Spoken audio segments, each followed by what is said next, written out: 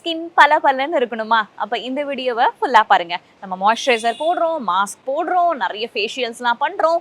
இது மட்டும் ஒரு ஸ்கின்னுக்கு போதாதுங்க. நீங்க உள்ள என்ன இன்டேக் எடுத்துக்கிறீங்க அப்படின்றத பொறுத்தும் தான் உங்களுடைய ஸ்கின்னுடைய பளபளப்பு இருக்கு. அந்த வகையில என்னெல்லாம் குடிக்க கூடாதுன்னு சொல்றேன், நோட் பண்ணிக்கோங்க. முதல்ல டீ. டீல தாங்க என்னுடைய வாழ்க்கையே ஓடுது அப்படின்னு நீங்க சொல்லலாம். நான் டீ குடிக்க கூடாதுன்னு சொல்லல. ஆனா அளவுக்கு அதிகமா நீங்க டீ குடிச்சீங்கன்னா பாலும் சர்க்கரையும் உங்களுக்குள்ள போகி போகி உங்களுடைய ஸ்கின்ல இருக்கக்கூடிய அந்த ஈரப்பதத்தெல்லாம் அது எடுத்துக்கிட்டு ஸ்கின் ரொம்ப ட்ரை ஆகிறதுக்கான வாய்ப்பு இருக்கு.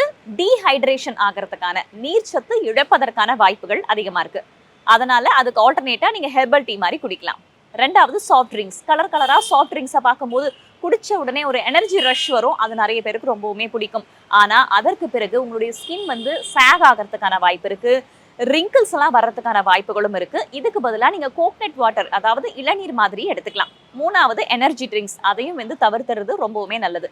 நாலாவது பேக் செய்யப்பட்ட அந்த குளிர்பானங்கள். இதெல்லாம் ஃப்ரூட் ஜூஸ் தானங்க, அதை தானங்க குடிக்கிறோம் அப்படின்னு நீங்க சொல்லலாம். ஆனா பெரிய வித்தியாசம் இருக்குங்க. நீங்க நார்மலா பழத்துல போடுற ஜூஸுக்கும் இதுக்கும் சுகர் கண்டென்ட் அதுல வந்து நிறைய வித்தியாசம் இருக்கு. நோ ஆடட் சுகரா இருந்தாலுமே அதுல ப்ரிசர்வேட்டிவ்ஸ் ஆட் பண்ணுவாங்க, ஃபிளேவரிங் ஏஜென்ட்லாம் ஆட் பண்ணுவாங்க. அதையும் கொஞ்சம் கவனத்துல வச்சுக்கோங்க. இதுக்கு பதிலா நீங்க ஃப்ரெஷ் ஜூஸாவே பழத்தை வச்சு போட்டு குடிக்கலாம். இன்னும் பழமா சாப்பிட்டா ரொம்பவுமே நல்லது. இதை தாண்டி நீங்க ஆல்கஹால் மாதிரியான ட்ரிங்கையும் தவிர்க்கிறது உங்களுடைய உடல் நலத்துக்கு மட்டும் இல்லைங்க, உங்க ஸ்கின் பளபளப்புக்கும் ரொம்பவுமே நல்லது. இப்ப நான் சொன்ன விஷயங்கள்ல எதை நீங்க குடிச்சிட்டு இருக்கீங்க அப்படின்றத கீழே கமெண்ட்ல சொல்லுங்க. இது ஹெல்தி டாக்ஸ் வித் வேதா. அறிவோம் ஆரோக்கியம்.